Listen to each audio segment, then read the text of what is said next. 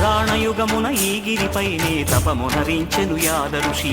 ధరాతలమ్మున అతని పేరుతో అయినది ఈ గిరి యాదగిరి. ఈ గుహలో వెలసెను ప్రళయ మహోజ్వల జ్వాలా నరసింహుడు.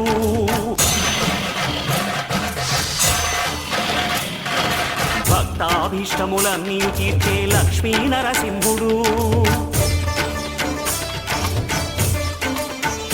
సుఖ శాంతులను చేకూర్చు శుభయోగ నరసింహుడు.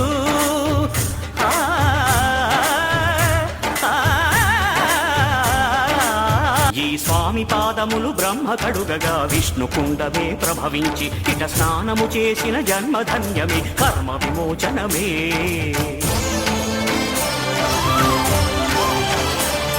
ఇట విశ్వవైద్యుడై స్వామియ చేయును రోగ నివారణ.